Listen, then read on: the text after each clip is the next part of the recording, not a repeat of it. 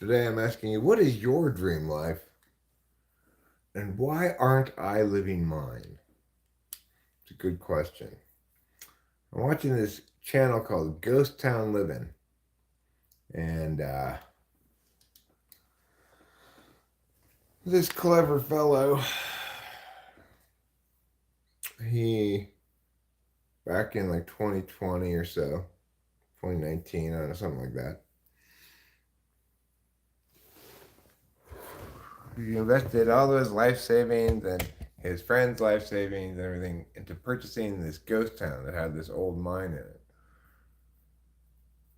And I'm watching some of his content. He's got 1 million some subs now, and obviously making good money off of YouTube. In contrast, you could take a gander at me and my dealings with things and see exactly how one goes about doing everything wrong.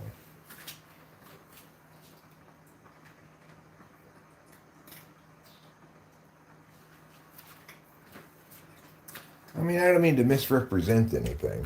I am, in fact, rather happy here doing nothing most of the time. But I feel like, gosh, Eric, that guy who bought a ghost town with a mine in it and is exploring this old mine and stuff, he really had a vision. He had a vision. He implemented it. He's living a life of adventure. Earlier today, I considered the possibility of going out in a little wilderness car because I was inspired by watching some of these kind of videos and stuff into the woods. Hi, Ellie, princess girl. I'm glad to see that you're here and that you're Ellie. I'm getting my glasses and then I'll go back outside. So,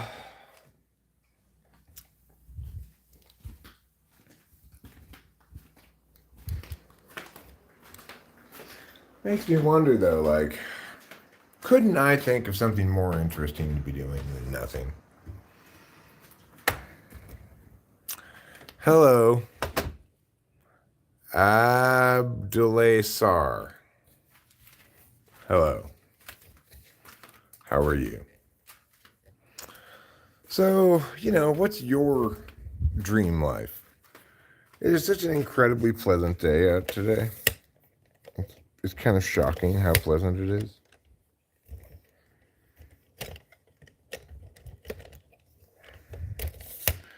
It's got to be like high 70s, breezy. Thanks. James Ortiz, I'm doing okay, I would say. I'm doing somewhere between good and terrible.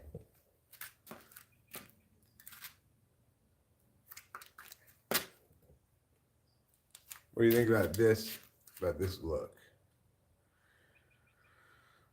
It's like, pick a lane, Eric. Go this way or that way already.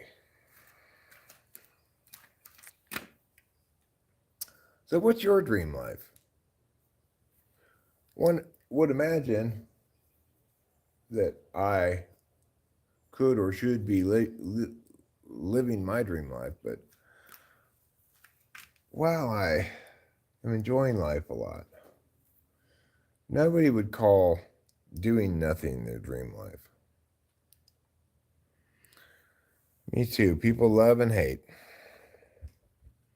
People love, hate, and feel indifferent towards things.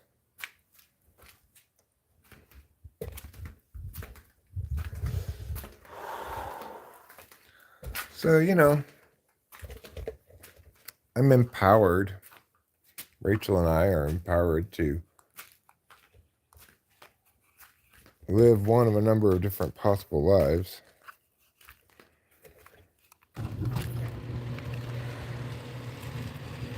We've chosen this one.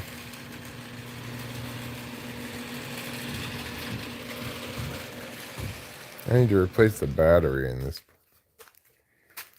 twanger. You know, it's like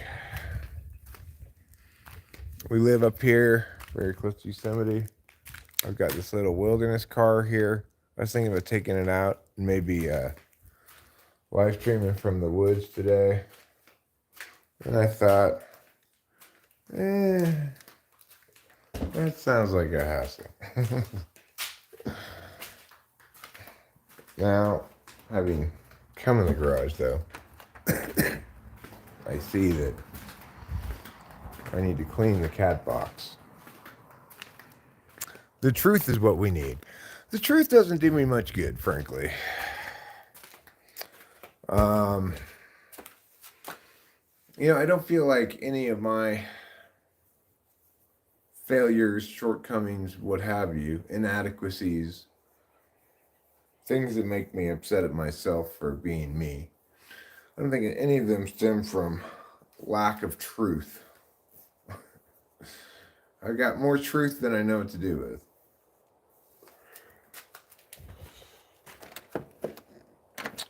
Well, what door did I walk out? Jeez. It is so lovely out today. It's been quite hot around here, but not today. Today it's eminently pleasant. All right, so we are going to get a couple little chores done here as a means of justifying our existence to ourselves. And we'll start with getting this trash bag. For people who think that they need the truth, I wonder what lie they think is consuming them.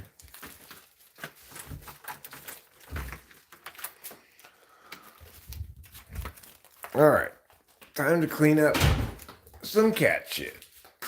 Oh, sure, I know. Not anybody's favorite activity, but something needs to be done periodically. Hi, big dog.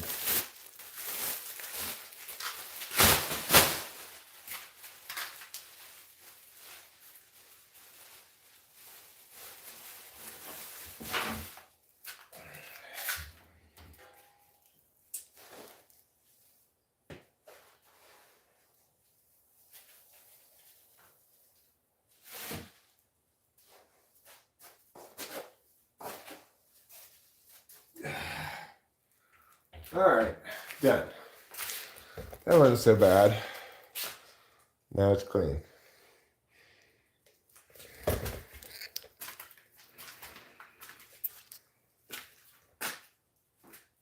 Yeah, we got, or they go outside sometimes too, you know, because we've got this cat door and then this cat door. So it's like a,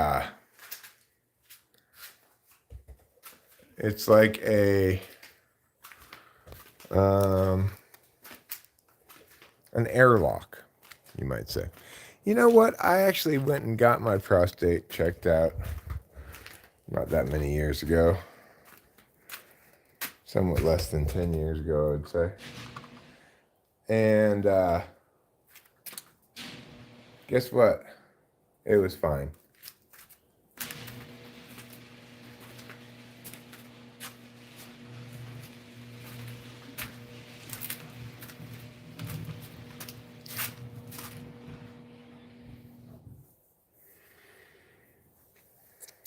Yeah. Only 13% of men get prostate cancer, buddy. I'll roll those odds. Could you examine my prostate? It's not necessary. Thank you. I'm gonna roll with Bob's logic there.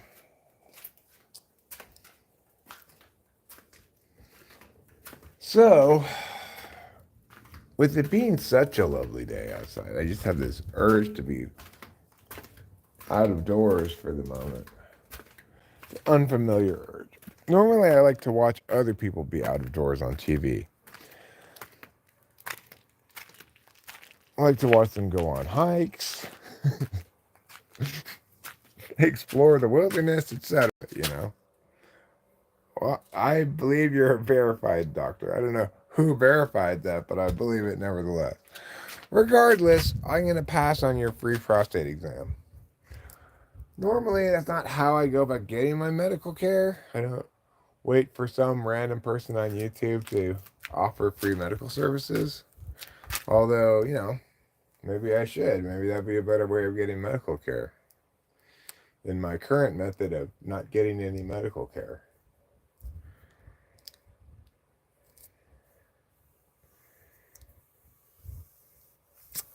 You worry more about Parkinson's or Alzheimer's because you did a lot of designer drugs. I'm a little worried about Alzheimer's. My mom had dementia. Diamond says, my dream life is living in a beautiful house. A house that's like a spa plus a museum fusion and traveling occasionally and going to nice events. Well, this is a lovely home that we have, but it's not like a museum or like a spa. It's just like a house. Are you anticipating like having somebody put rocks on you? I've noticed that in the fancy spas, they put rocks on you, Purportedly, the rocks do something to you. I don't know what. Or do you want the cucumber slices over your eyes? Cucumber slices, I mean, who wouldn't want that? Who wouldn't want to have someone put cucumber slices over their eyes?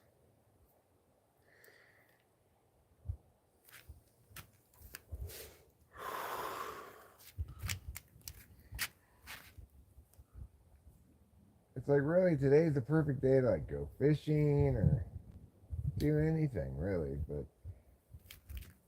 I'm kind of a slave to the substances I do, Thanks, Blazkowicz. We do have a lovely place here in the Sierra Nevada mountains. It's a 3-bedroom house, but it has 4 bedrooms. And it's just me and my wife living here, so we've got more house than we need for sure. Hi, Argentina. We've got a little gully down there. This gully, it has a seasonal stream. It means there's no water down there right now. But during the winter there's some water down at the bottom.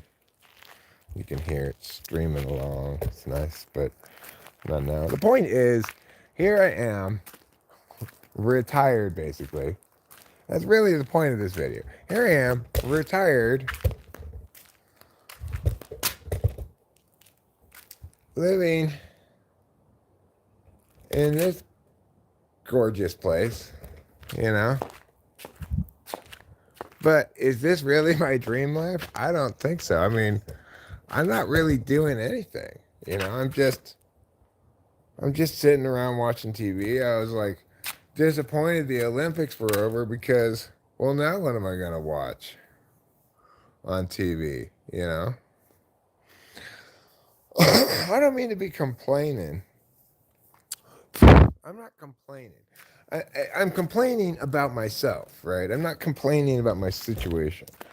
I'm saying that, gosh, I sure am boring.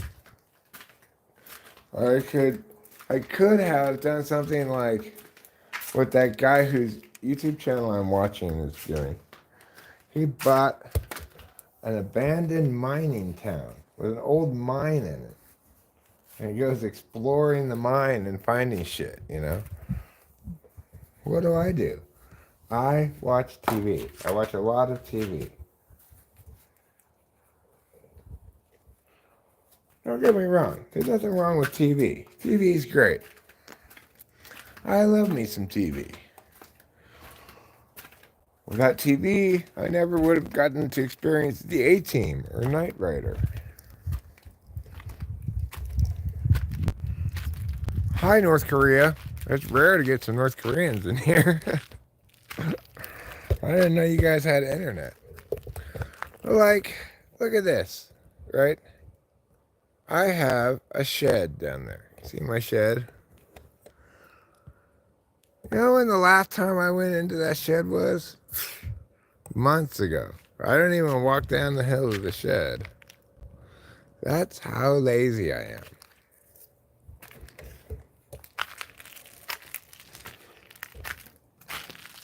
So if you really are from North Korea, which I'm sure you're not, but if you are, I watched your divers in the Olympics. They seemed pretty okay. They must get an extra bowl of rice. I'm sorry. Is that insulting to North Korea?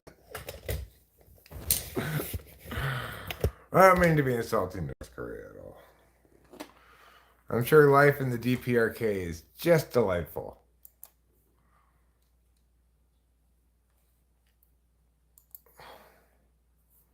You're from Pakistan? Hi, Pakistan. I hope things are going well. I hear you guys don't like India. You know what? Are you using from Chinese Huawei phone near Chinese border? We don't have internet. Fair enough. Well, welcome. I'm surprised that as a North Korean, you're named Aquila. Seems like a Mexican name. And do I use clones? No, I grew those from seeds. Or I bought seeds. And that's how I grew them. Right now, I'm going to smoke some marijuana, but it's not going to be any marijuana that I grew. This is going to be marijuana that I bought at the Indian weed store.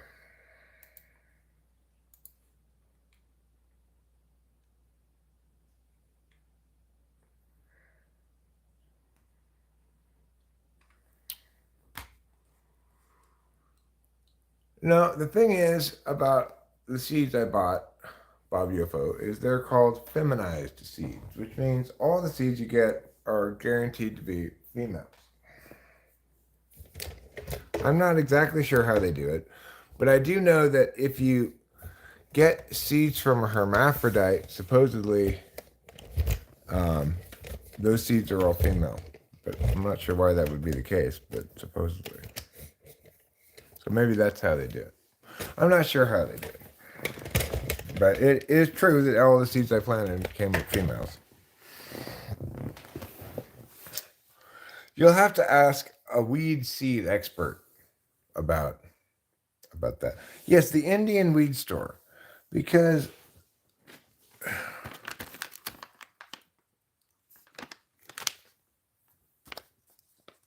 it's sold by Native Americans.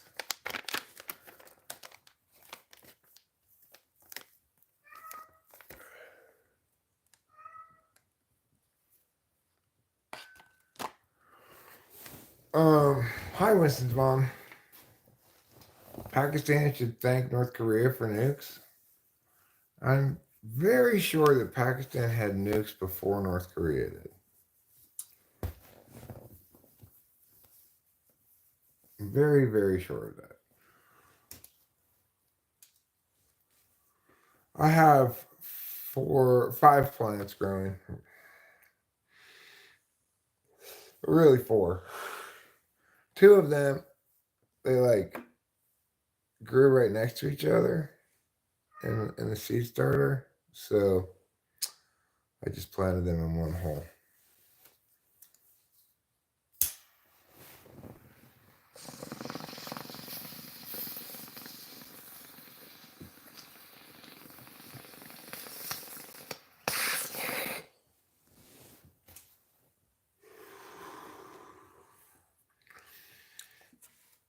So I'm pretty pleased with the amount of productivity I'm going to get from the plants that I have.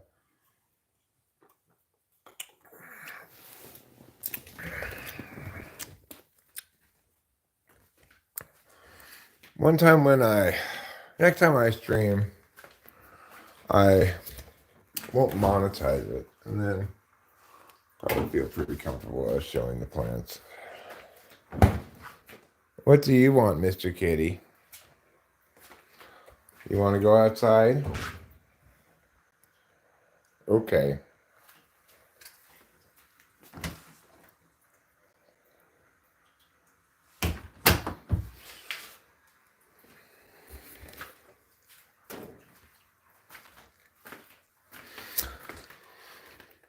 So if I were living my dream life, how would it be different than the life I'm currently living? Hi, the Stiffmeister, formerly Jordell. Hi, Show Media. What's for breakfast? Iced tea. Not feeling very hungry this morning. Not yet, anyway. Maybe I'm hungry for some more bong rips. We're not going to be having a particularly long stream today because what day is it? Tuesday? It's Tuesday. So this upcoming Friday, just a few days from now, I will re-up my Adderall prescription. Then I'll probably be feeling a little bit more, uppity.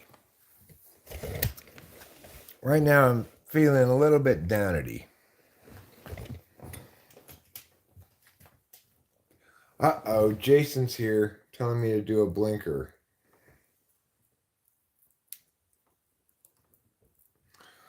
Unfortunately for Jason, I don't even have a vape that I could do a blinker on. Rachel has her vape upstairs. I will, however, pull the phone up.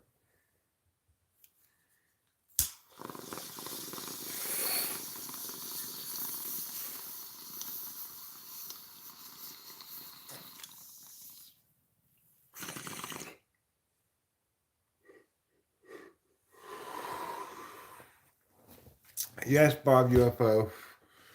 Rachel has a cart that we got at the Indian weed store that has all those words in it. Diamond, live, rosin, meow, meow, meow. Have I ever had my shoes polished in public? No. I don't wear the kind of shoes that one polishes. Well, it's pretty hard to polish these tatami slippers,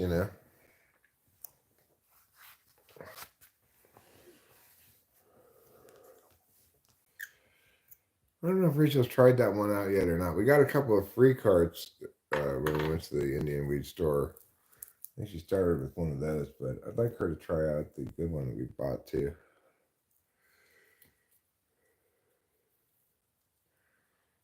Oh, is that right? So they may not polish them, but they will hose them down. Just keep it in the freezer for the Turks. Okay. Well, you know what I'm planning on investing in? A vacuum sealing machine. So that when I harvest, because I'm definitely going to harvest, a good amount of weed, enough to last quite a while. But if I want to keep it fresh, I'm going to need to vacuum seal it in like 1 ounce quantities or so that it doesn't get all stale by the time I smoke it. Because weed definitely gets stale. And weed is not like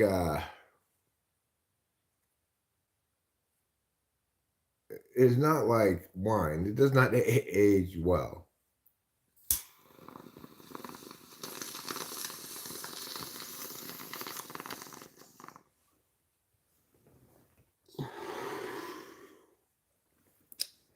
There's a perfect moment for any given weed to be smoked. This perfect moment where it is dry but still mushy, like still squishy a little bit, and it smokes no problem. Like it's not too wet, but I think Trump will win. Kamala is not very likable, and I don't trust her at all. Trump's not very likable either, but at least I trust Trump to be like to be committed to his own opinion regardless of whether it's right or wrong. I don't trust Kamala Harris at all. She's obviously not trustworthy based on the ads I've seen here in California. She purports to be a lawyer. I mean, she didn't just purport, she was a lawyer, but her perspective on the Constitution and law is clearly uninformed by any kind of reason or correctness. She seems unipolar to me. Probably ESTJ.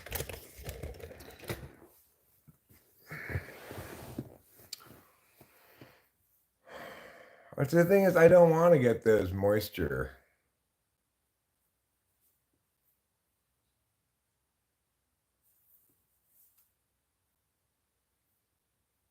Right. Well, that's a substantial reason to distrust her, right, Stephen M.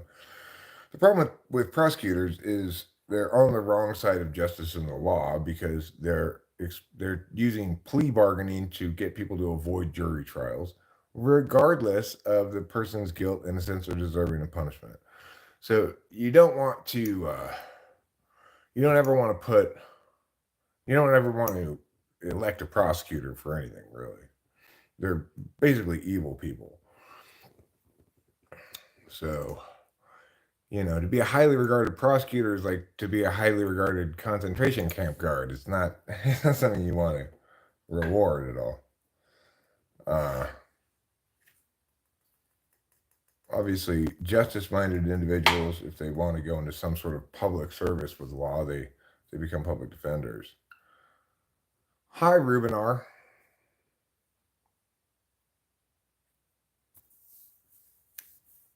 How's it going? I mean, until and unless prosecutors are only prosecuting actual crimes with actual victims, then you just got to condemn them en masse as just shitty people.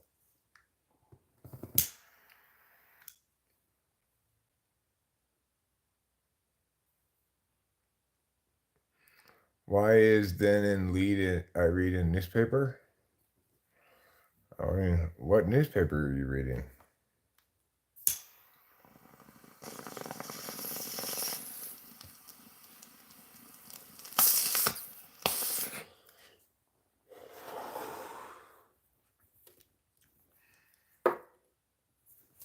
I mean, she is the Democrats' candidate for president. She's going to be in the news a lot, obviously.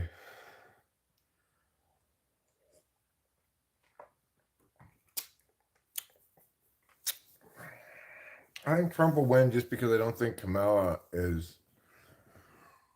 She's just.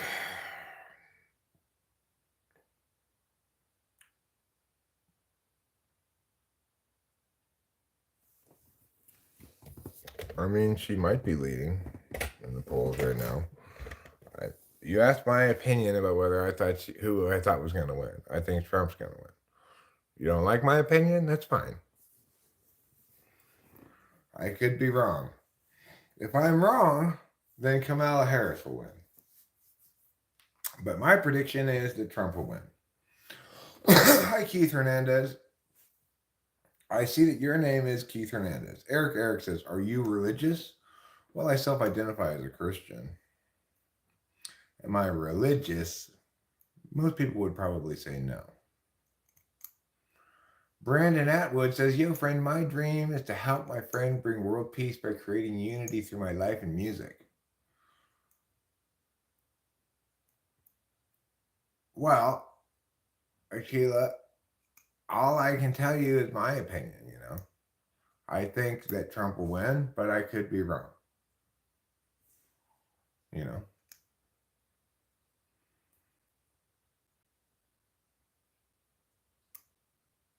Just because even if she is leading in certain polls, that doesn't mean that she's going to win. But we'll have to see what happens,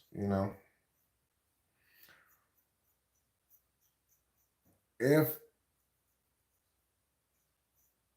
Trump wins, people will be upset about it. If Kamala Harris wins, people will be upset about it. If Kamala Harris wins, people will think that the election was stolen. if Trump wins, people would just be like, I give up on this country. I'm just, people are just fucking stupid. People overreact stuff. But more importantly, people, it's not exactly that they overreact, it's that they react in the wrong way. You know?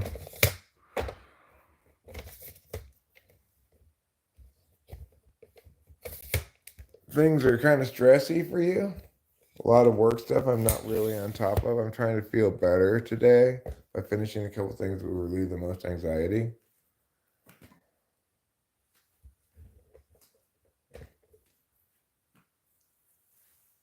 I mean, yeah, I think this is Trump's last opportunity to run. And it's not like I think he's a good candidate at all. If Hillary wins, people will be absolutely shocked. Understandably. It comes out that the surprise winner was the write-in candidate, Hillary Clinton. Then even I will be one of the people who says, this seems like bullshit to me.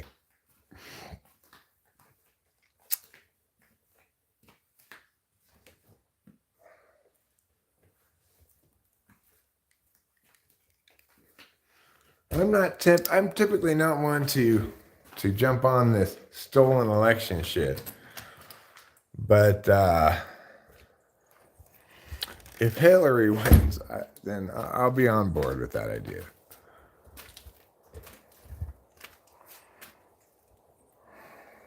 Do you think it will start a civil war? No. I don't think there's going to be a civil war. I think there's going to be a lot of upset people, as there always are. And a lot of people who are, sucking on the teat of rage politics, as there usually are, much to my annoyance, as it always is. But such is the way things will be. I plan on running for 2028. So the country just has to hold it together for 4 more years, and then I'll provide competent leadership, okay? Until then, we're just going to have to chill out.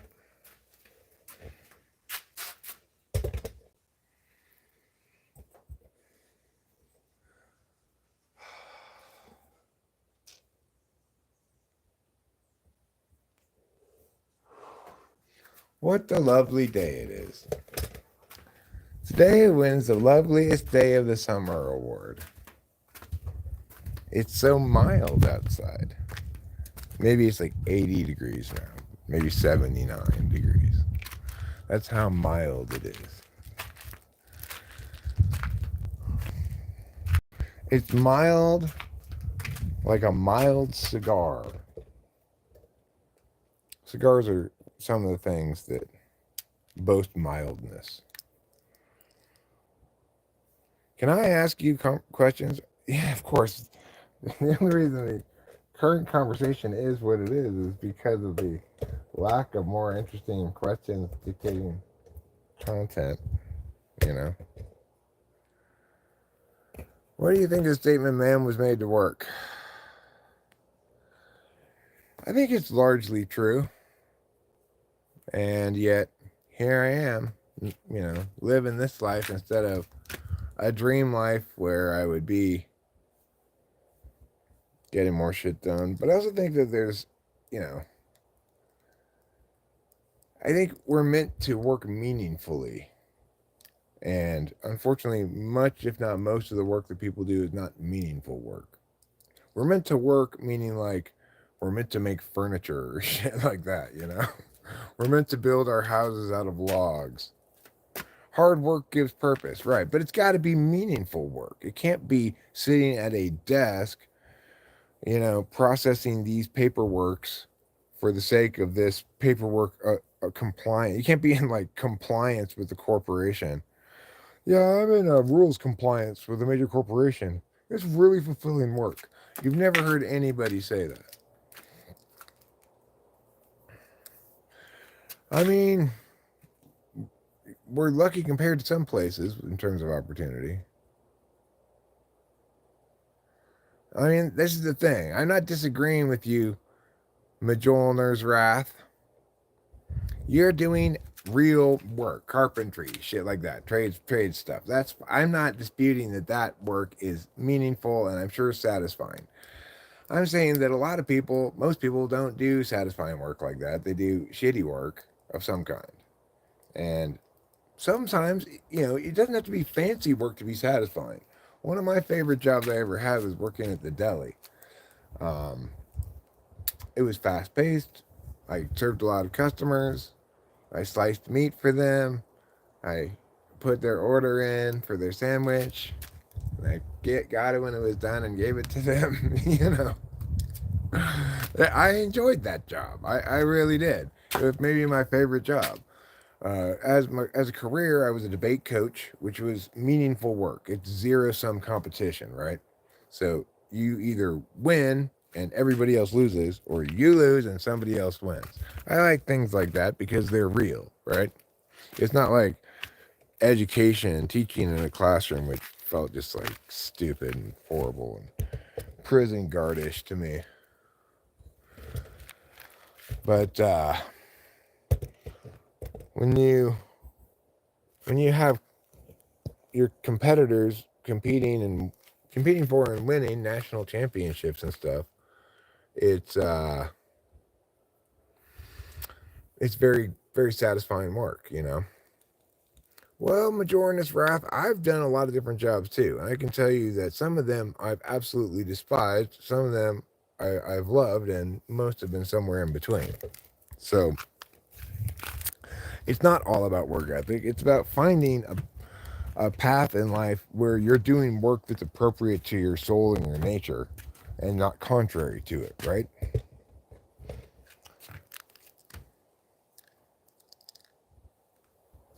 How can I be better at working with people? Don't work with people as much.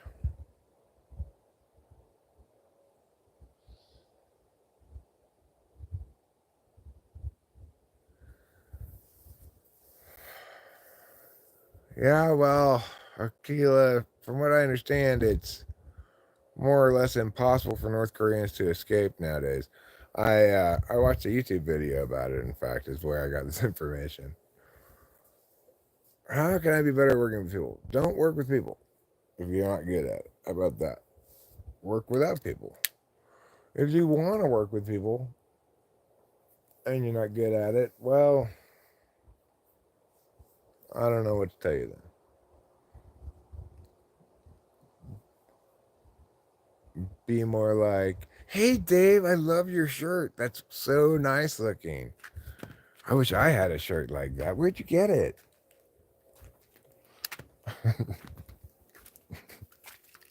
You could do that. Hey, Eric, what was negative to you about the teaching experience? Well, you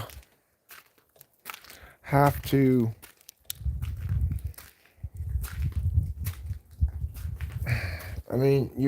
you're expected to do stuff that you don't think ought to be done necessarily.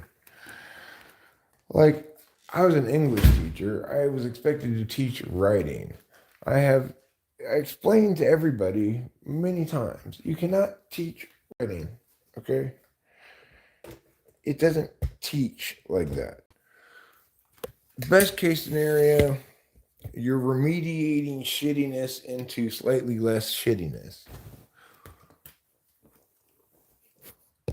Writers write because they are writers.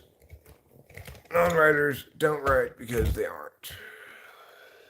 And what do we even need writing for anymore now in the age of AI? Do you believe you need to like your job? I think that if you're going to be happy, you ought to find work that you find satisfying. It's like, here's one example of two different kinds of work. One kind of work is project based. You have to accomplish mia by mia time And once you passed meow, then you're on to a new project, right? Other kinds of work are ongoing maintenance kind of work. You have to continue keeping up with this every day, all the time, because that's what it is. Some people are more suitable to things that require them to just plug in regular work a little bit at a time, just steady as it goes, and then they're comfortable as hell with that, right? Other people can't tolerate that shit. Still, other people are like, I can tolerate anything as long as I'm being productive.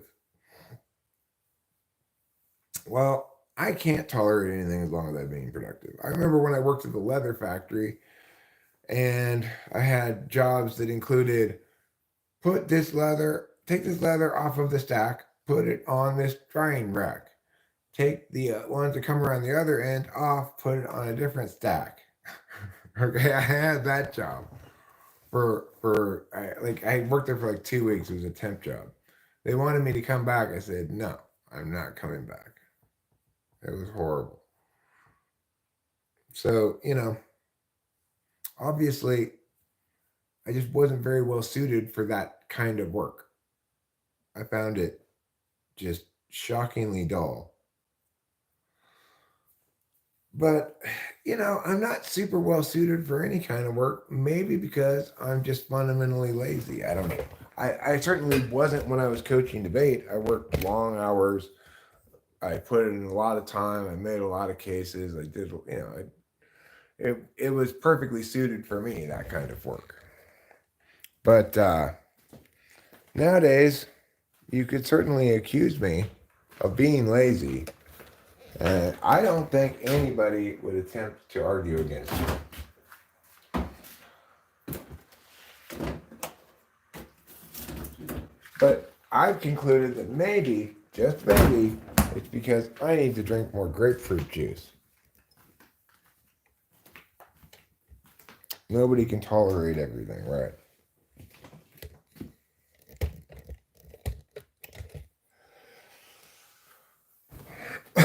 Ideally, you find something that's rewarding to do. Yeah, well, it depends on what you consider productive. So, like, I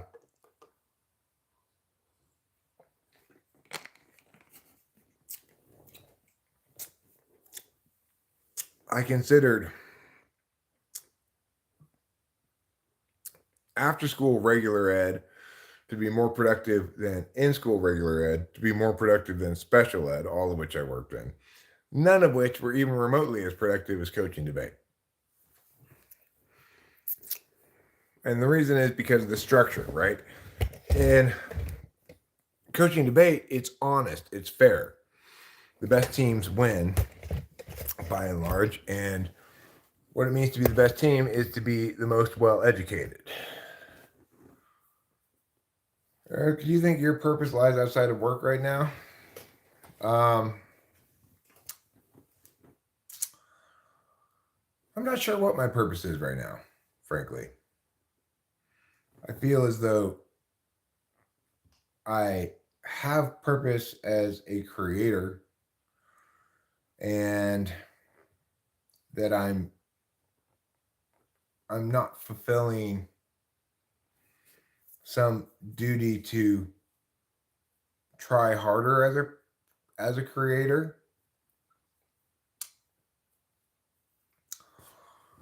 But I am also a Christian, but I don't see that as necessarily giving me purpose outside of work as potentially being the source of all forms of purpose, but not especially informative regarding any particular exercise of purpose. Yeah, what Ruben says. As long as you're sorry. What do you feel are your responsibilities to life? My responsibilities to life? I mean, I don't really feel responsible to life. I feel responsible for Rachel, her well-being. I feel responsible for the cats. and their well-being. To a much lesser extent, I feel responsible for Delilah to some extent, but she's been a grown up for a long time now, so she doesn't turn to me for much of anything, really. Never really did. And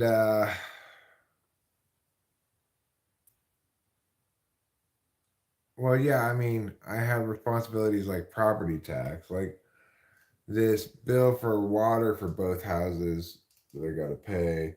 But I'm kind of like meowing back and forth about because if I pay the other house for the full year, then I can't get the renters to start paying it until next year. Shit like that. I got those kind of responsibilities. Those are boring, right? That's not what Alec means.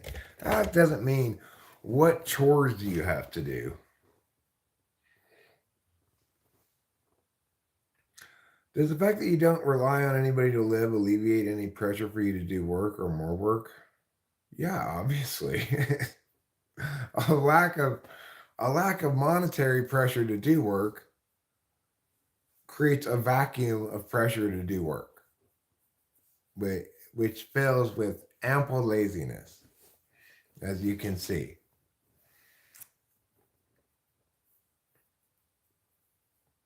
And yes, the property tax bills are coming up in November, Bob. Thank you for reminding me of that unpleasantness.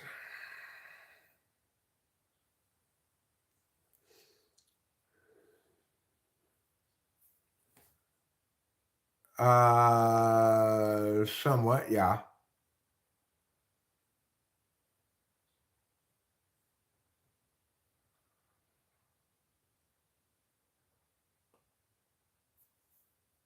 Well, how did you get to speak English, Akila? How did you learn to speak English?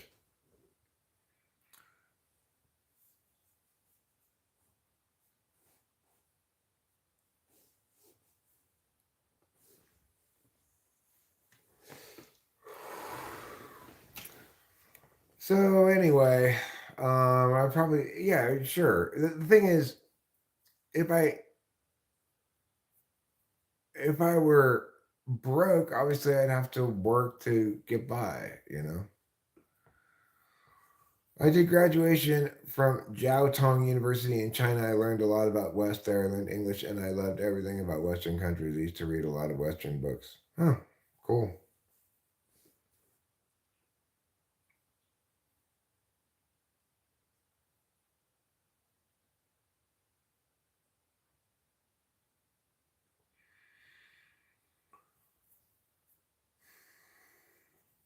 Can my dream life be as a Martian on Mars? No, it's like okay. This whole topic was inspired by the fact that I was watching this channel before called Ghost Town Living, and it's this guy who, together with another guy, invested and bought this abandoned mining town called. It translates to Fat Hill. It's in Spanish though. Something Gordo. I forget what the word for hill is. You haven't earned that swim, Ruben. I'll tell you when you've earned your swim. What do you think would fuel the inherent desire to work if you were relying on somebody financially?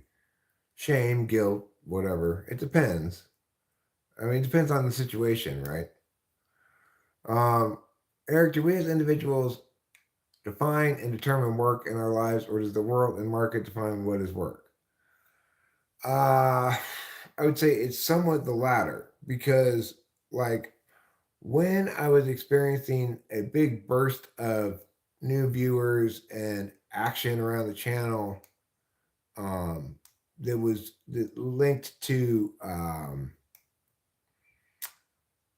linked to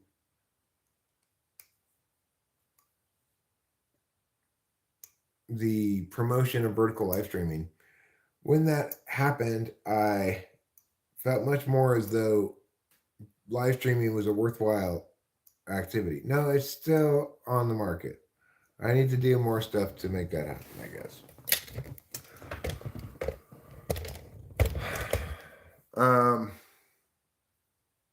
High Matarazzi sound.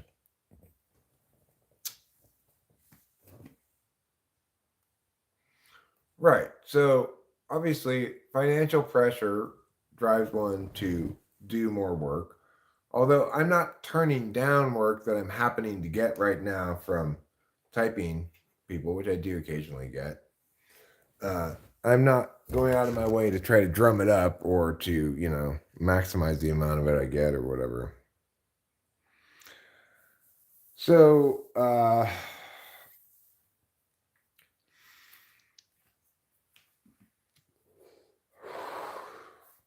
mean, I think it depends on the kind of person, right? There are some people who have a very serious need to create something.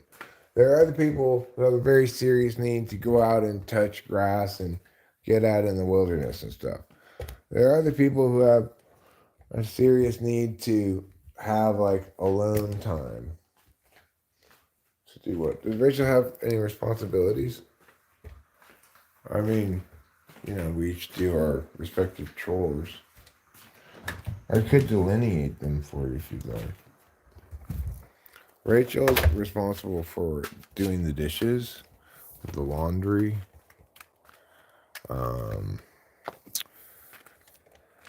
She puts the groceries away.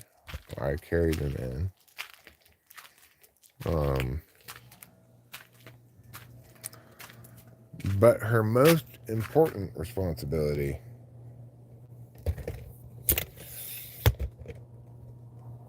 is between my belly button and my knees.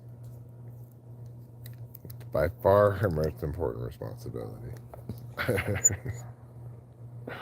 As long as she's not irresponsible with that, I don't really care about the other stuff. I don't really notice if she's doing the laundry or whatever.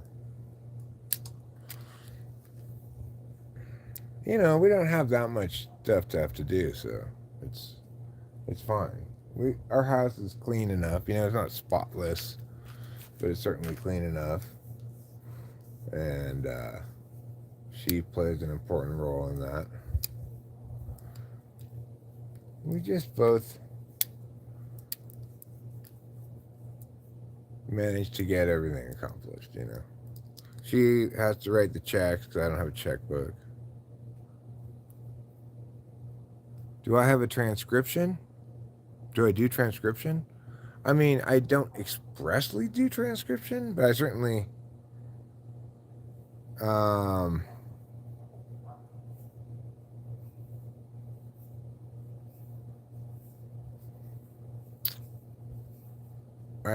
don't dissuade YouTube from doing that. I think it automatically transcribes. I clean the... we kind of split cleaning the toilets. We kind of split that job. Rachel has the upstairs bathroom. And I really just never even go in there. So she cleans that. Like the other day, we had to get Drano because the bathroom, the drain in the bathtub was clogging up with her hair. Usually I'll clean this toilet, but sometimes she'll clean it. If we're going to have guests,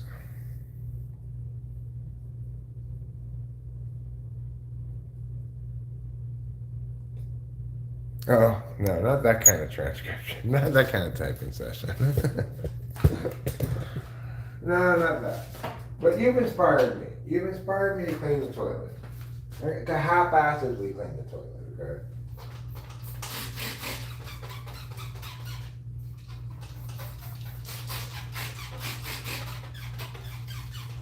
We get paw prints on the toilet seat.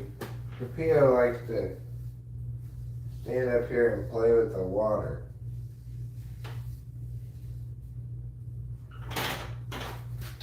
I'm just going to wipe the top part down there, like that. Then I'm going to squirt some of this stuff up under here. Like that. Okay. Now we get this.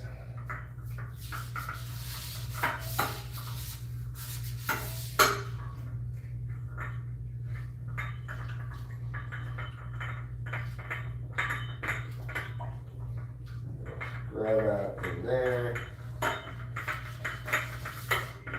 Alright.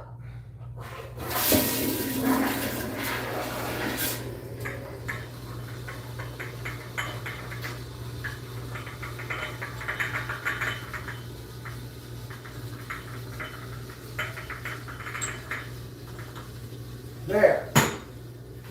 Now I cleaned the toilet.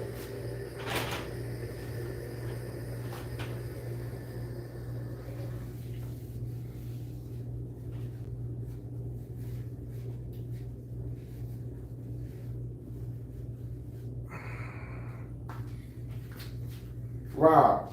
Now that's to clean the toilet.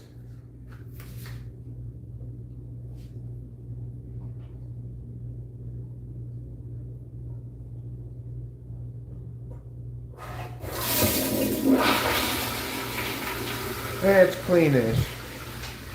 It's not perfect, but it's fine. What do I look like? Captain Cleaning Man? No, I'm not Captain Cleaning Man.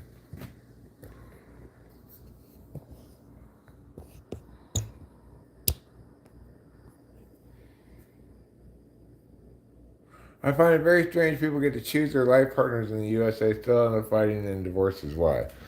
Because we're not good at choosing.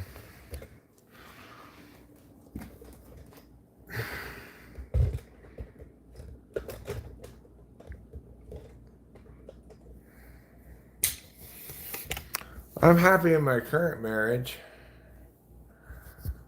but this is my third marriage. Where is Rachel? Rachel is in bed, asleep. It's only noon. Rachel doesn't typically get up till between 2 and 3 in the afternoon. She's not big on getting up, you know.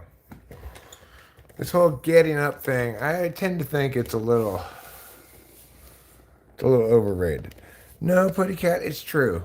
I did not clog. Well, I already know I don't have to answer questions, Alec. So, that's not news to me. Oh, well, I don't have an answer to that question, except that I guess as per the status quo, it's a state's issue. It should be determined by the states, each according to their wishes about the matter.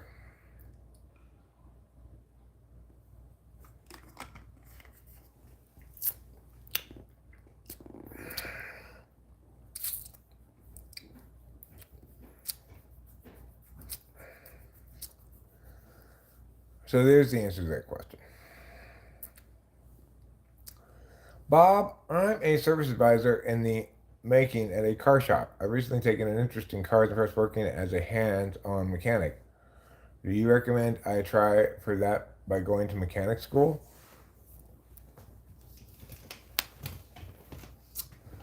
I don't know. Putty Cat, thank you for referencing that. It is true that I've got video, probably more than one video on abortion on the channel. I don't know how I think it should be. I mean, that's how I think it should be. In other words, I think it should be, the laws about that, it should be determined by each state. That's what I think our relationship to abortion should be, is one that embraces that legal framework. I don't think it's terrible, Jerry Jodo. I'm proud of her personally.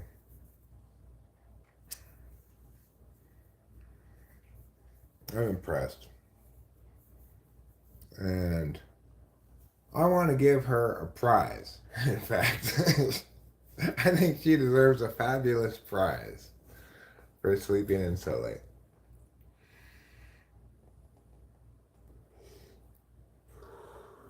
I will tell you this. I also will tell you what I would do if Rachel got pregnant. I would say let's get an abortion because Rachel cannot safely carry a baby to term while taking her meds.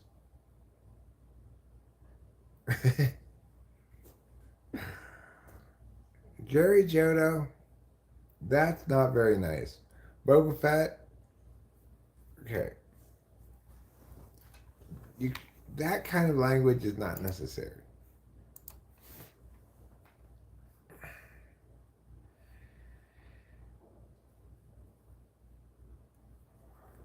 Well, I mean, I tend to think that on either extreme, you tend to run into some problems, right? So Rachel would have a legitimate need. You know, it would be a me or the baby thing with Rachel because of her bipolar mania, which requires her to be on several different drugs that you know would not be safe for a developing baby to to be on, right? So in that case, I would say I wouldn't favor a system that makes every abortion, no matter what, illegal, including a situation like Rachel's. I also certainly would not favor a situation that makes abortion up until the day before its due date legal, right?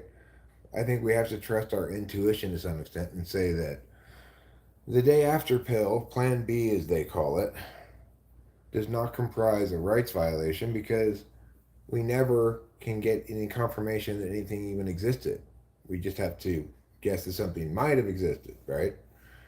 At the same time, I think that very late term abortions are fundamentally, they appall the conscience, right?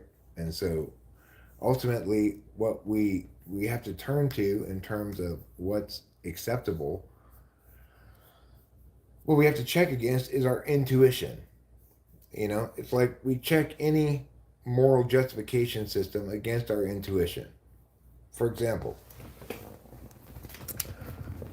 if I said, I've got this perfect moral reasoning system here in mind, the only problem is it makes it okay for people to maim toddlers. Well, then, then we would say that doesn't qualify as as an acceptable moral reasoning schemata.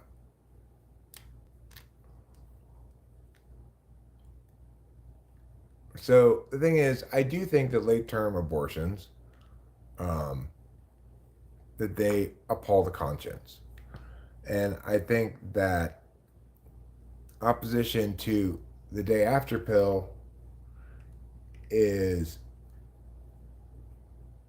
isn't justified by any sort of reasoning. So where do we draw the line? I don't know exactly. It's an unusual issue because it would appear to be a moral issue, one way or the other. In other words, a rights issue, but it can't be adjudicated by a negative rights because they conflict where they don't in any normal rights calculus. So there you have it. I don't have a clear cut where to draw the line. It does seem to be one of those things that's going to have to be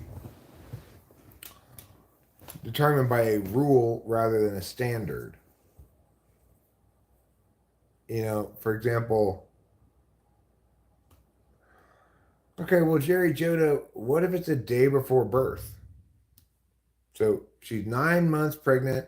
Tomorrow's her due date, and she says, I want to get an abortion now. What about then? Are you fine with that, Jerry Jodo?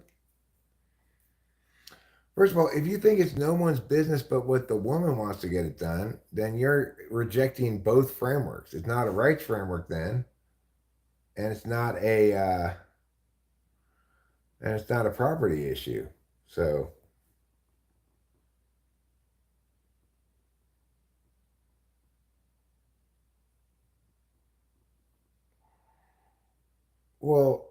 it's her kid, but that doesn't mean that she could say abuse it, right? Society has a vested interest in preventing parents from traumatizing their children.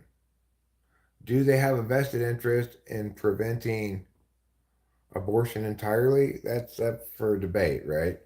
Do they have a vested interest in preventing extremely late term abortions? I think so, right? If you're talking about you're pulling out a fetus and okay, well then it's property. What you're saying, right, Jerry Joe? You're saying it's her property. In that case, it's as much the business of the man who helps create that property as it is the woman. You have to choose one side of the issue, Jerry. It's either it's a rights issue, in which case then you've got conflicting rights, or it's a property issue, in which case the man has just as much ownership of that property as the woman.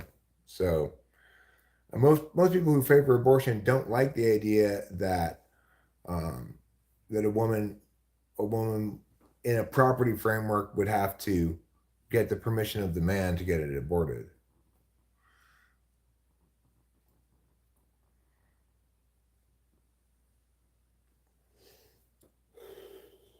Sure, LT, that's what I do.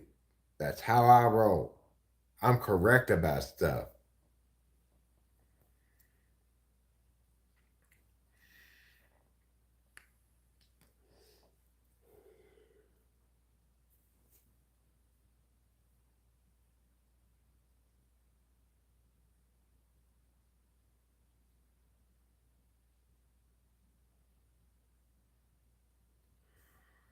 Well, it becomes society's business if it's sufficiently late term, right?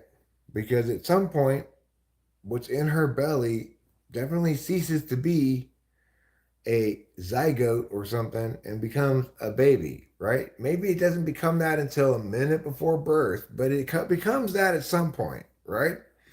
So we do have a vested interest that society says it's fine for us not to let parents of newborns decide to kill that newborn.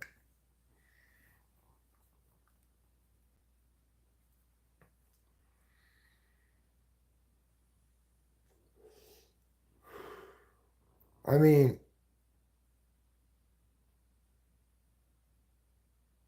what's my thought on eliminating taxes on tips? By and large, I think that no, I'm saying here, Lamb, that at some point, right? If the baby just comes out of the womb and it's just given birth naturally, it's no longer acceptable for us to kill it then, right? We all agree on that. Once it's born, you can no longer kill it. So then the question becomes, is it okay to kill it a day before it comes out? When a C-section would produce a perfectly viable child? So we have to be honest in recognizing that it's not acceptable. It's not acceptable to the last second, right? Otherwise, we're not being honest. And so what we're going to have to accept is that we're going to have to draw a line somewhere and use a rule rather than a standard. For example, it is not the case that everybody who's 16 years old is ready to drive a car. And it's also not the case that nobody who's 15 years old is ready to drive a car. But we have to draw the line somewhere, so we use a rule rather than a standard. If we were to use a standard, we'd say something like, any person who's mature enough to drive a car, that's when they're able to drive a car. But then we'd have to evaluate each of those people on their merits independently, right? So what we have to accept then is with abortion, we're probably going to have a rule. And it's not going to be a principal frame level rule. If it were a frame level rule, then the rule would be abortion's always bad or abortion's never wrong, right? But we've determined already that we can't use that as a mechanism to evaluate things because if it's a rights thing, it creates a contradiction. If it's a property thing, then it creates a beholden to the man, and it ignores the appalling the conscience quality of a very late term abortion. So the thing is,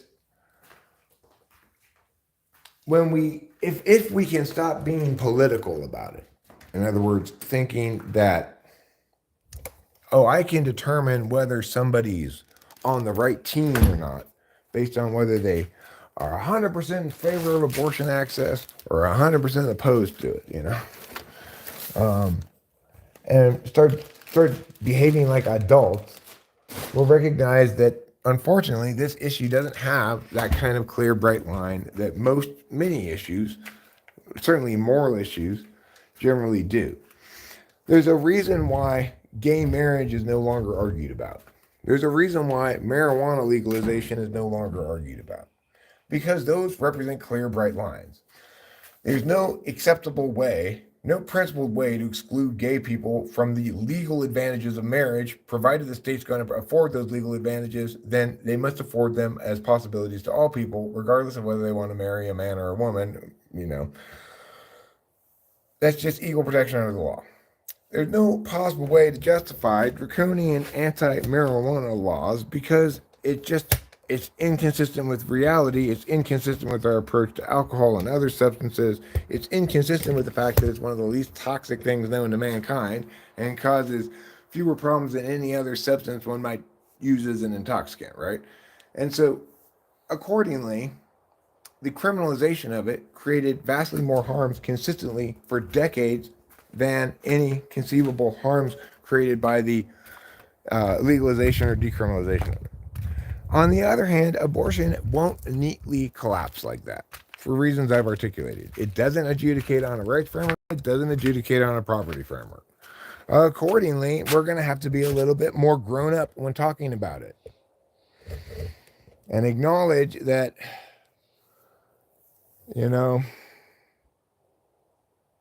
that neither extremist is the best choice here, probably, right?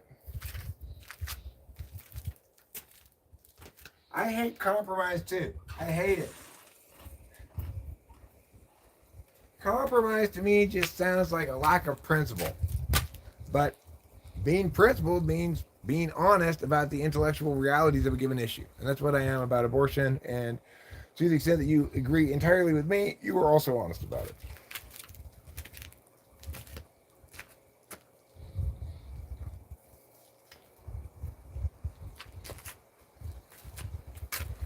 I'm watering the plants. I'm watering the plants. Hi ho the Mario. I'm watering the plants. Don't pull down my pants.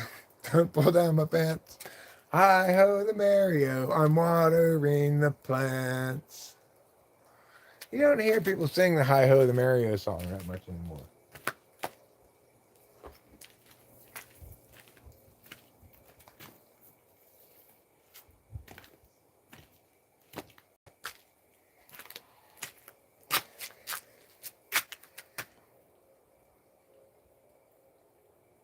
They're in such differing states of doneness.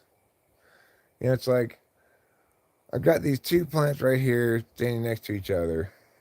They like came in the same seed starter. Basically, they were intertwined from birth. I didn't want to separate them, so I just put them all in one. I put them both in one hole. Anyway, one of those plants is fairly budded out. Give it a month, it'll be done. Middle of September, probably. The other one has barely started budding. This one over here, which I suspect might be cherry pie, is pretty budded out. And this one here, which I suspect might be Gorilla Glue,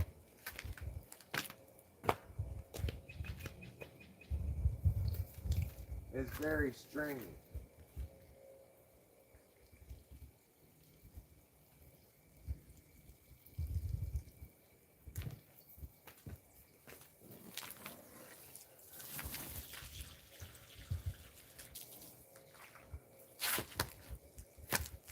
Okay.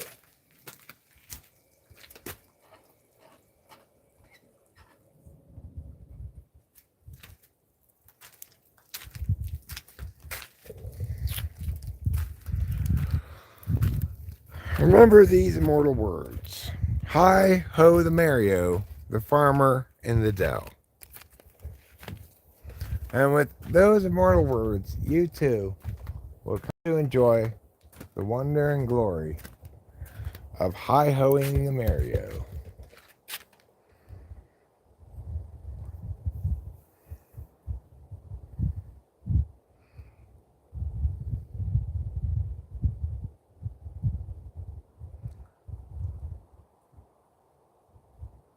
Oh, is it hi-ho the Dario?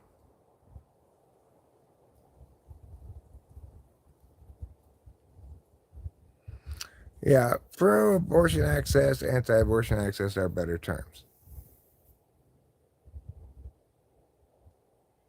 I've got a lot of menstruation up in my vagina.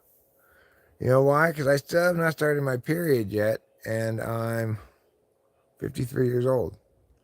If you had to choose me, Ruben R., or Putty Cat as your son, who would you pick? I'm not going to answer that question. You're right that I'm not going to answer that question.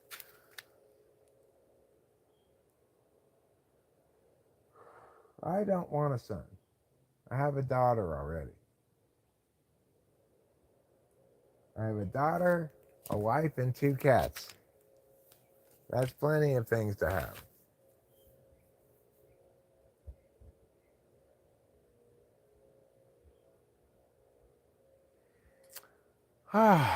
Well, I gotta say, this is the nicest day we've had all summer, probably.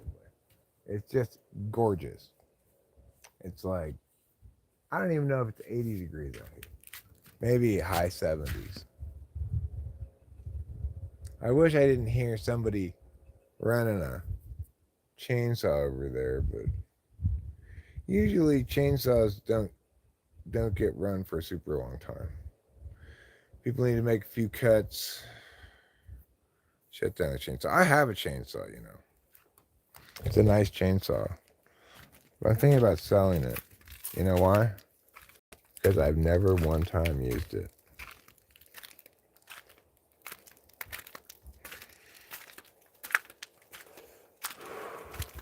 And I feel kind of dumb. Like, maybe I shouldn't even have this chainsaw. I'm scared, you know. I'm scared if I use it, I'll cut my arm off or something.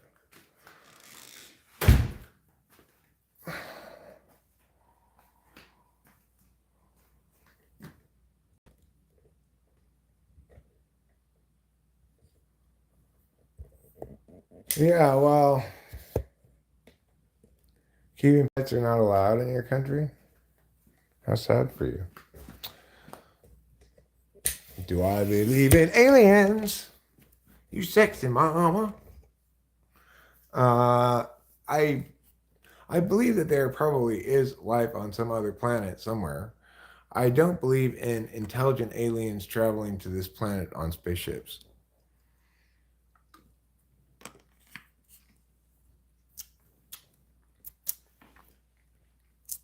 Cats are awesome.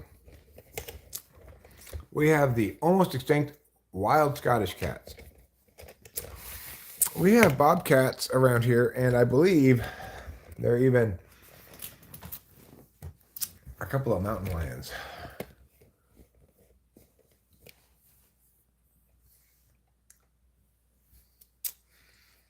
Do I think God's good be aliens like Jesus, Krishna, etc.? Oh, you mean, do I think that gods could be aliens? Like Jesus could have been an alien? Uh,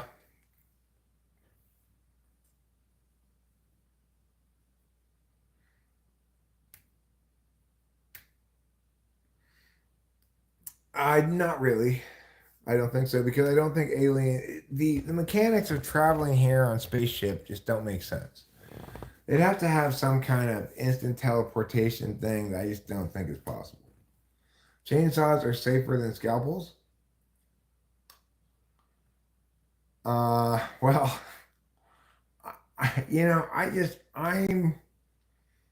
I'm not the best at those kind of things necessarily. I'm old enough now to think maybe that's not for me.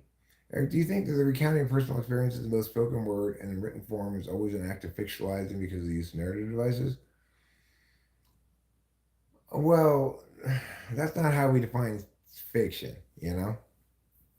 It's always an act of storytelling, but not all acts of storytelling are intended to maximize the story, and some of them are intended to stay faithful to the facts, right?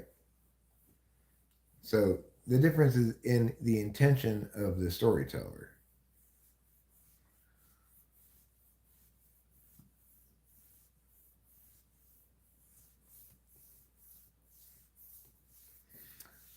Well, when did you accomplish most of your writing? I mean, I used to write more than I haven't written much in a long time, but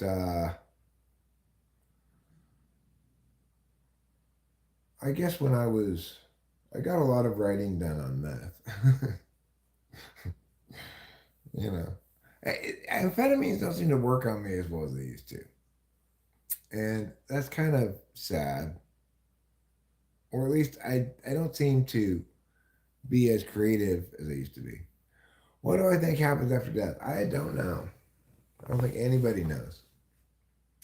Hopefully, something interesting.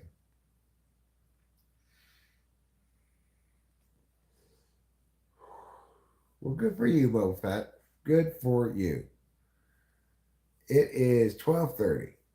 You got it upside down. It's noon 30. So, do you guys want to go up and see if the mail came? Creativity never leaves you. I disagree with that, Garden. I think it comes and goes. Sometimes I'm feeling a lot more inspired than other times, you know?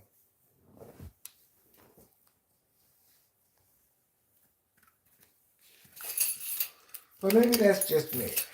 I think that the need to be creative, the urge to be creative, what I would consider to be a currently unfulfilled drive to make new things and not stagnate on what's already been done, is that never goes away. But you know, it the urgency of fulfilling that need vacillates between being impassioned about an ongoing project on the positive end to like a bunch of crazy shit went down. I got no time or energy for that right now. On the other end of things, you know. Do you fear death? Yes, I do. Well, I don't know. What is the coolest job in the world? I don't know what the coolest job in the world is. Do I fear death? Not as much as maybe I used to.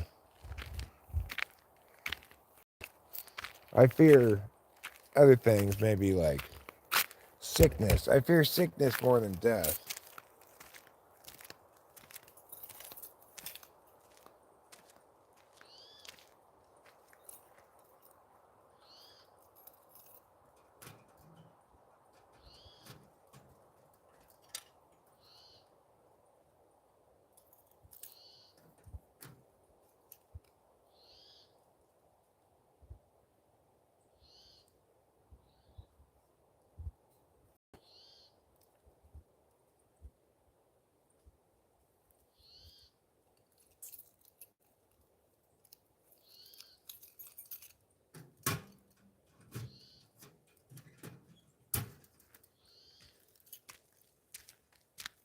Nothing interesting. You know what I say though? No mail is good mail. I'm not a fan of interesting mail. Interesting mail usually means like, uh-oh, what's this all about? I prefer boring mail like this. I know what these things are all about. These are all just mail to my dead parents. Except for Rachel's bank statement. Does this count as meaningful, productive work? Checking the mail? I'm not sure. Can we appoint somebody in charge of determining that?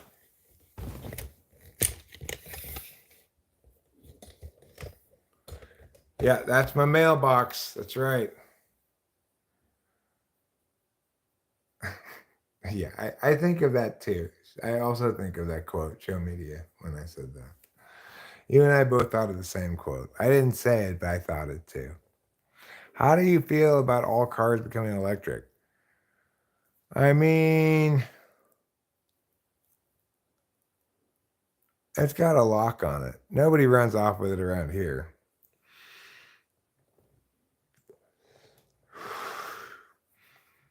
They must put it through your door or something where you live. We used to have that when I was a little kid at my house in Arcadia. Then, when my parents remodeled, they had put in a curb box because they were trying to phase out making the mailman walk up to the house.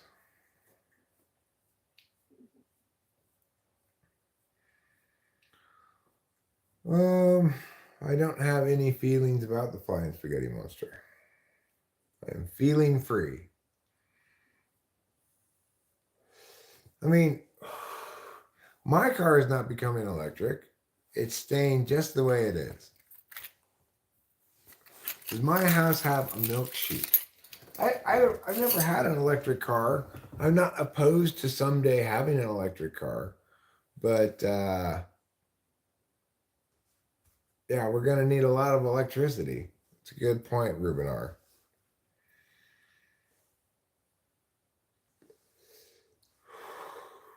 Boba Fett feels strongly about it. He says, "Fuck electric." I don't want to fuck electric, Boba Fett. If I did that, I'd get a shock on my wiener. You want to get a shock on your wiener? You go for it. What do I think about the customer's always right? I think that saying is very wrong. That's what I think. I don't even know what a milk chute is. Is that just a euphemism for a breast? Could I tell you more about what? Let me see what you're asking about. Could I tell you more about what?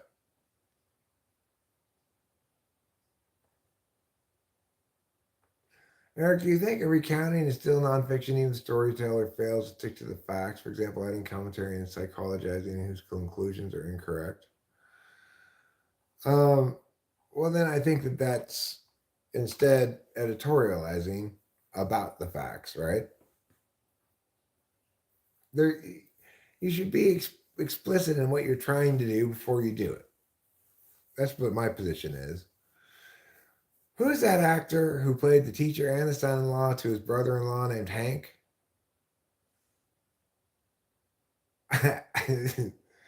um, I have no idea what you're talking about. Smell my smoke while my pistons exploding. All right, sounds good. What do you think about Neuralink? Count me out. I don't want anybody to put anything in my brain. I think it's dumb.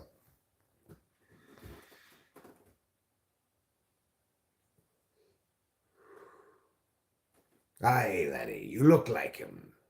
No one's going to be able to figure that out. Do you have any recommendations to increase a person's IQ? Um, nope. I have none. Oh, elaborate about the customer's always right. Well, I mean, it's like you can want to be provide good customer service, but obviously there are boundaries. Customers not right if they're being unreasonably rude to the wrong person, and the customer is not right if they're trying to do some bullshit. And I think in general, The attitude should be between customers and stores, let's both be right.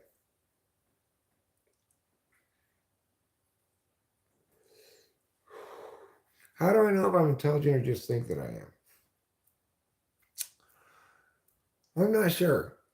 I don't know if I'm intelligent or if I think that I'm intelligent. Sometimes I think I'm intelligent. Sometimes I think maybe not so much. Flintstones or Jetsons? Well, I'm going to go with the Jetsons. I'd rather the future than the past, you know. I'd rather a story about people with flying cars than a story about people who have rock in the name of everything. Hi, Shayez time.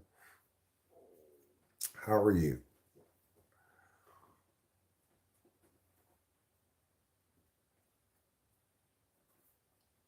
I am fine. Okay, I'll agree that the people in the Jetsons also used a lot of space terms in their names unnecessarily. I'm not convinced you are, Garden, nor am I convinced you think, but I am convinced, therefore. I'm convinced of that part. Okay? Meow, therefore, meow. I'm convinced of the therefore. I'm good, bro. You tell. I will tell. Rachel is upstairs in her room doing God knows what. Would you time travel if you could? Would I be able to travel back to my current time? Or is it a one-way trip to Nowheresville? If it's a one-way trip to Nowheresville, obviously no. But if I could go to the future and come back, I would find that interesting.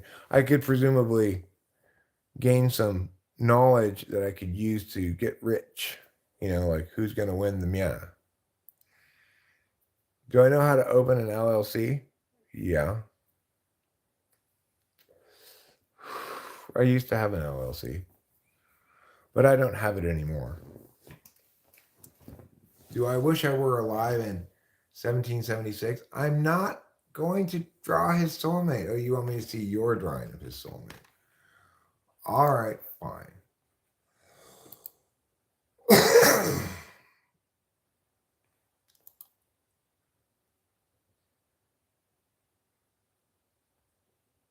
I'm eligible for plan perks.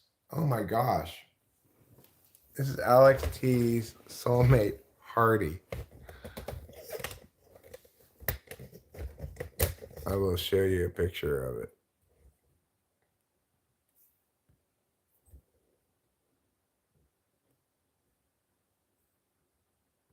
There it is.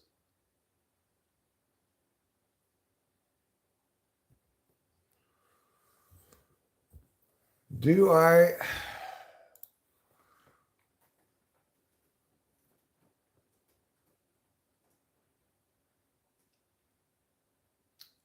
We just gotta Google it, man. I don't know. It's been a long time since I opened an LLC. You just gotta go get some paperwork done, and you can hire. There are companies that do it for you for not very much money. 1776, no thanks. It's not enough indoor plumbing. Do I restrict your eating and abstain from certain foods? No. I mean, I try not to eat too much sugar, but I'm not very good at it.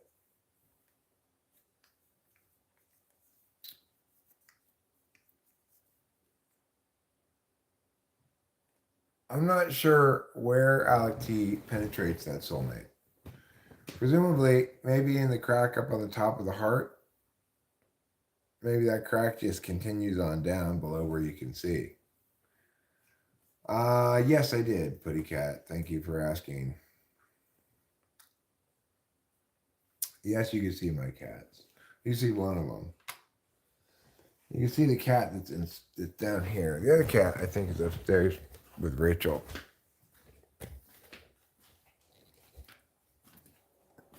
I mean, Oh no, this is the cat that's here. This is Capillo. Hi, Capillo. You're a good kitty. Unlike Trouble, you don't need me to watch you eat. In fact, you're a little like, why are you watching me eat? I get that. I normally don't watch you eat, but the people wanted to see you.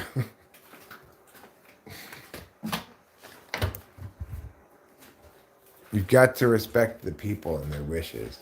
Oh, yes. What a beauty. She's a real beauty poo. Do I ever analyze my own thoughts? Yes. Can I donate $100? No. Maybe those homeless kids could donate $100 to me. How about that? I'll sign up for that one.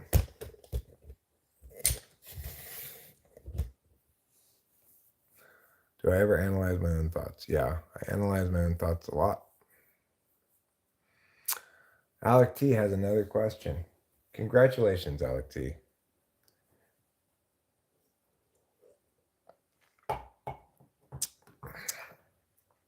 No, I don't, Buddy Cat. I don't do that kind of analysis on my thoughts.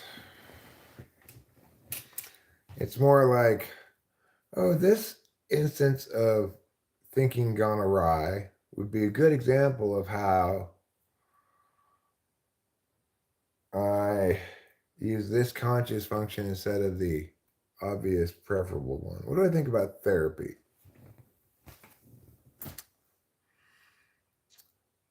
I mean, I don't think it offers much for me, but I think that there may have been a time when it had something to offer me, and or I think that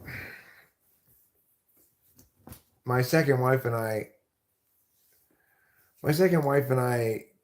used a marriage counselor well to end that marriage in a peaceful and relatively painless way. They say if you think with your mind, you will not understand your mind or your thoughts, but if you think without your mind, you will understand both your thoughts and your mind.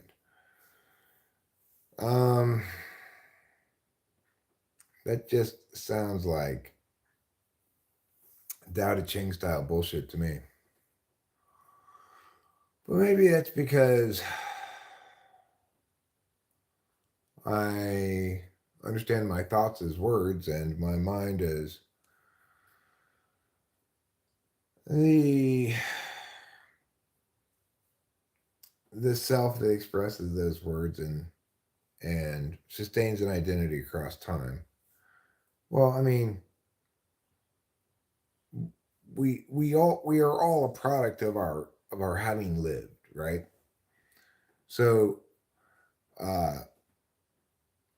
being right-handed, you might say, well, at some point at the beginning of your life, maybe you weren't right-handed or left-handed, but you started using your right hand, and then you're preconditioned now to use your right hand all the time. Well, that's not preconditioned, right? It's what it means to be a being through time, is to accept that certain aspects of the self are who you are part of what you are, and that they're not things that you want to try to vary from, because it's a category error to even think that way, And then there are other things that represent less or more optimal functionality of the self. So it is the case that selves can be more or less optimally functioning in different times of one's life for different reasons. A lot of them circumstantial, but some of them have to do with choices we make.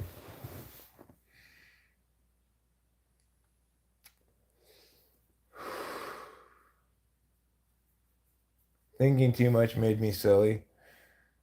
Yeah. Was therapy the tool for you to reach the goal of ending the relationship, or therapy happened to launch the ending? No, it was more the tool. I think we both knew we weren't going to be together forever, but we basically wanted, in some sense, we were seeking permission, you know?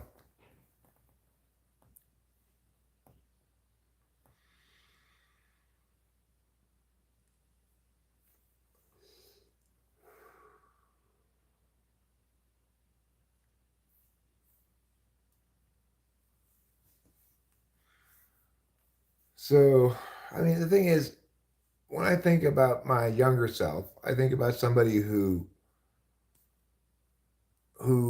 lacked a certain amount of wisdom in a very variety of ways, you know. But I also think of my current self as lacking something that my younger self maybe had, you know. The more you understand broadly and deeply, to some extent, the more paralyzed you are. Like when I first started playing guitar and making music, an important factor in me sticking with it was me being wrong about whether it was any good. You know, if I hadn't, no, well, right now I'm talking about like my early 20s. I started playing guitar when I was 21, and I thought I was a pretty good guitar player and everything, but I was pretty pleased with myself. But the stuff I made back then, I couldn't tolerate listening to right now. You know, in that regard, I was dumber and wiser because I was wise enough to to like the smell of my own farts until I started producing gas that wasn't farts. You know, so it's a complicated question, right?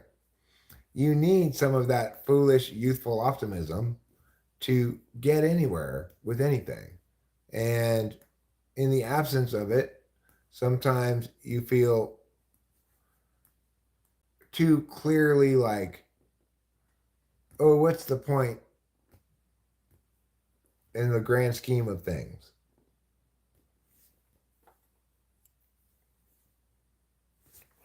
So, but yeah, in my early 40s, I was a very different person than I am now too.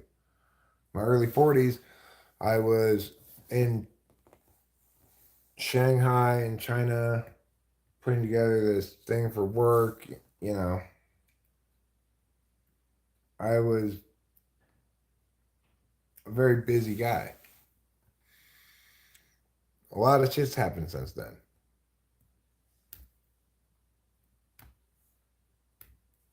Oh no, I could outswim you right this second, Ruben R. Right this second. Even if the race, it doesn't matter if the race were 1 meter long or 100 miles long. That's how good of a swimmer I am. Okay. I'm like Michael Phelps times 10. That's how good of a swimmer I am. While I was just taking a breath, I already swam 100 miles and back. I'm a fine swimmer. I don't know.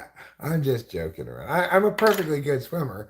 You know, I grew up with my grandma's house had a swimming pool and she just lived a few blocks away. So,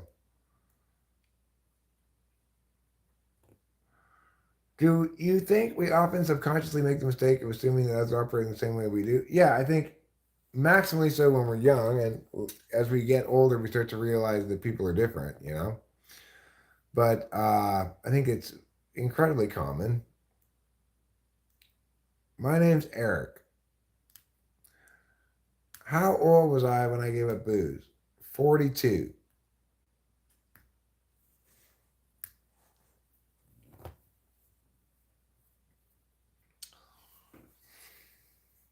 I'm a fine swimmer, but I'm not like, I don't like swimming's not my thing, you know. That's kind of my problem. Is I don't really have a thing except YouTube, and you'll see how well that's working out. Not very well. I got 13 people watching. Eric's a very English name. I mean, Eric was a popular name in America in the early 70s.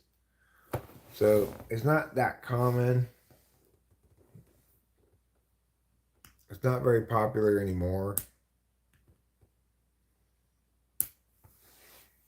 but it's my name anyway. Don't wear it out.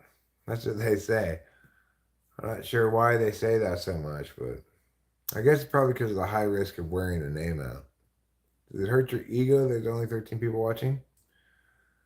No, it links to the title, right? Like if I if this were working, like if in fact just live streaming, I saw steady, meaningful, significant growth in the channel or whatever, then it would I would feel a little differently about what I'm doing right now.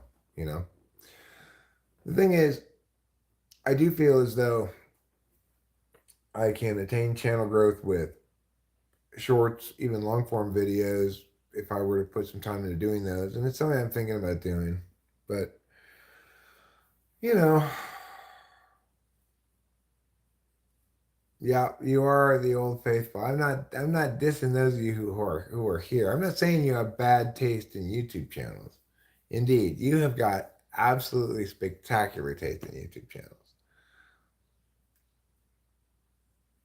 If I want more views, I could have Asian women dancing on the channel.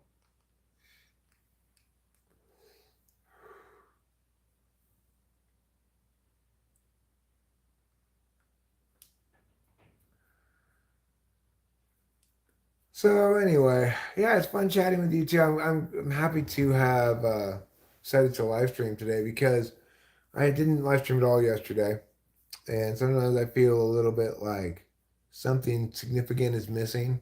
What was life like in Shanghai?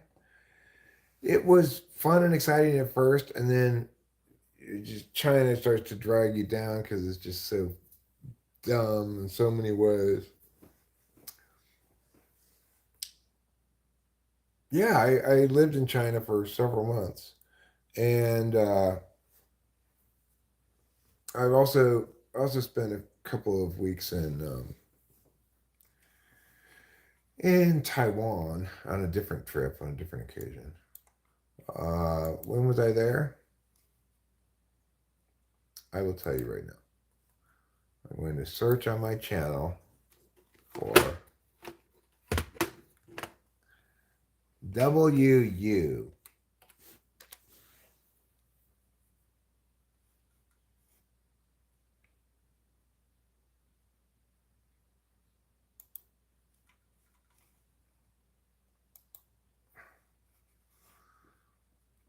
Here's Final edition of Eric's Walking Tour of Wuxidong, China.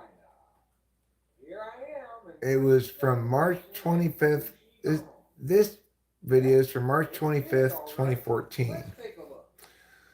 So it was 10 years ago, a little more than 10 years That's ago. quite a train station. Yep.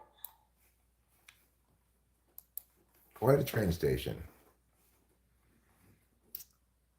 Crazy place. Wuxidong, actually, not Wuxi. Wuxidong is a crazy place. Uh, I can't speak really much Chinese. I did not go to Hong Kong. Um, I can say things like,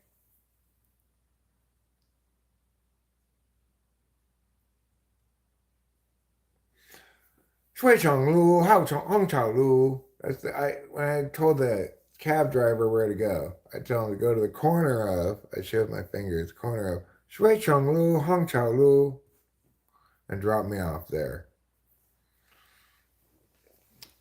Say 你好，对对对对啊，对啊，我打你。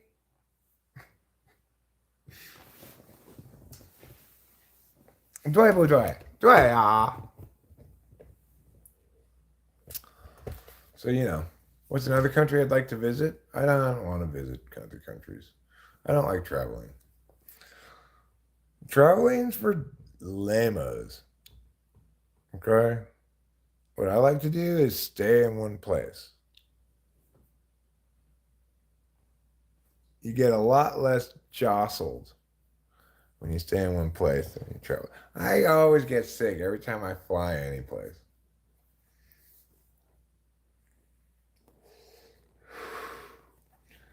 I guess I could take an ocean liner But I get very seasick. I get train sick. I get every kind of sick except if I'm driving the car and it's fine. If I'm riding in a car, I get car sick. I could live like a king in Vietnam. I mean, could I? I mean, even if that were the case, I'd have to be the king of Vietnam, though.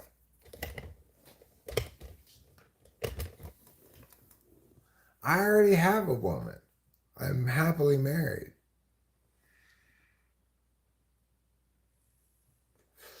Seems like you'd have a point.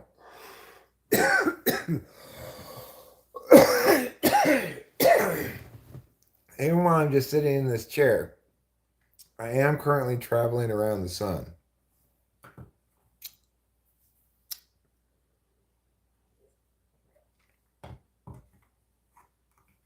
I am. I'm the king of my chair here. It's not really a sofa, but it's kind of is a sofa too. You know, this chair is really a good chair. It's like the king of chairs.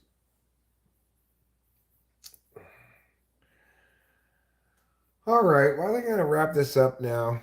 Maybe I'll stream again later. Who knows? I think I'm going to watch some cartoons. I'm gonna have some pho in honor of Vietnam, and talk to you all later. Well, it's the best era of music and stuff right now.